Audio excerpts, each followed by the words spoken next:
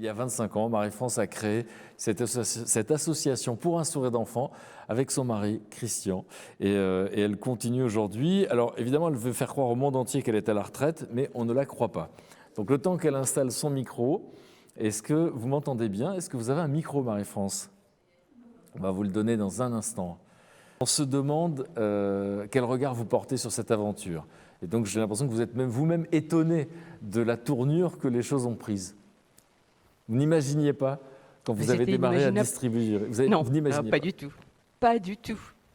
Pas du tout. Vous savez, on a commencé, on a essayé de répondre aux besoins au fur et à mesure qu'on les rencontrait finalement.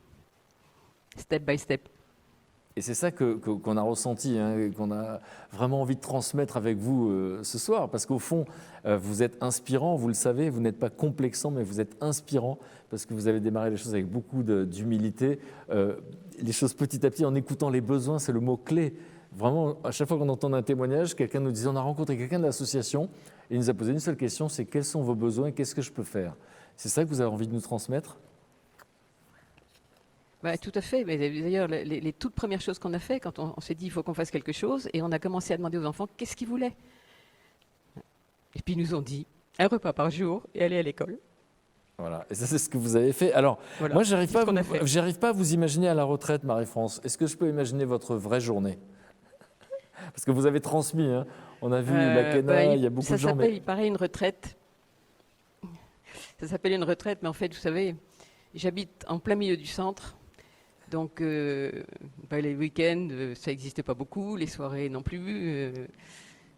Voilà, en fait, je suis tout le temps dans PSE et je travaille tout le temps pour PSE. Donc, il y a des réunions, on vous appelle en cas d'urgence, mais quand il y a des situations inattendues. Alors, j'ai des réunions informelles. En fait, je ne suis pas vraiment dans le... je suis dedans sans être dedans. Ce n'est pas moi qui dirige. Il y a la Kena, et puis avec Christine. Bon, moi, j'ai des réunions, mais informelles. Je discute à droite, à gauche avec plein de gens. Mais je n'ai pas des réunions régulières.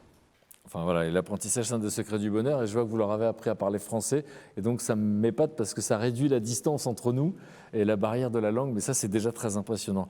Moi, je sais que vous avez du mal à parler de vous, hein, Marie-France, donc je vais interroger ceux qui vous connaissent. Donc qu'est-ce que vous pourriez me dire sur Marie-France? Mais déjà, je l'embrasse fort malgré la distance, évidemment.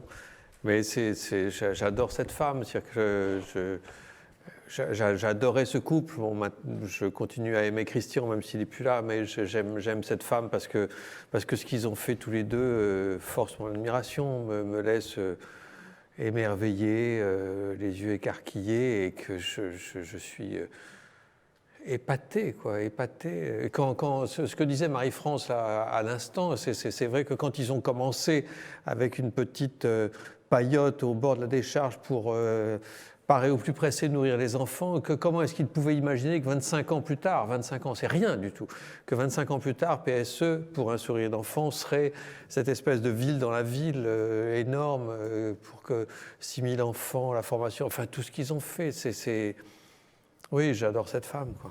Et Marie-France, on l'a dit, hein, on peut vous aider. Alors le volontariat, c'est pas forcément ce dont vous avez le plus besoin.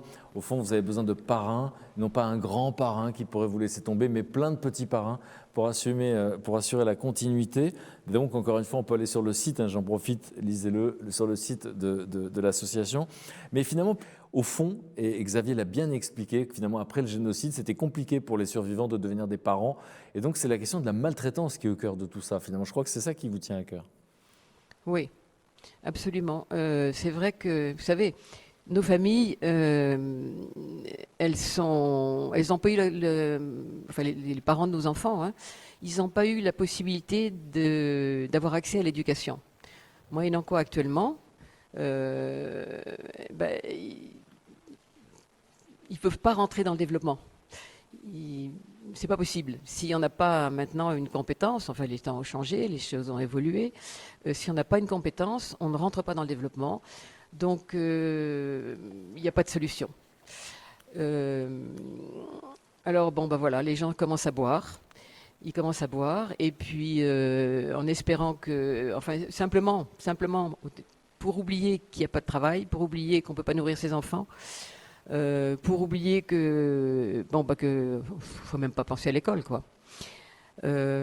Sauf que cet alcool, l'alcool des pauvres, ça rend violent. Il y a aussi la drogue. Avec la drogue, on perd pied, on n'est plus. Et voilà, on est dans une impasse. On est dans une impasse. Mais par contre, cette impasse, enfin, toutes ces fausses solutions que trouvent les parents pour sortir de là, pour plus penser, ça rejaillit énormément sur les enfants qui. Voilà, qui vivent des choses épouvantables. Ils sont battus, enfin, on l'a entendu, tout le monde en a parlé.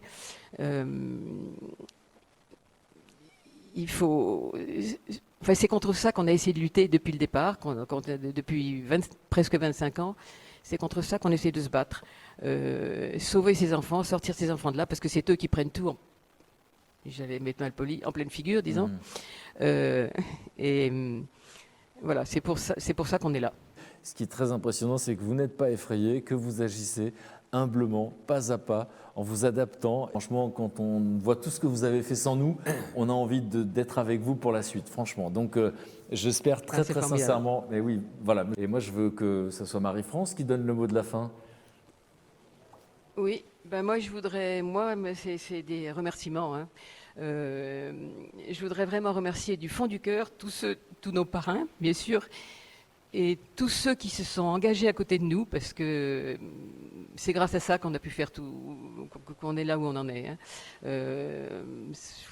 C'est évident que tout seul on ne se serait pas arrivé. Donc vraiment, je remercie énormément.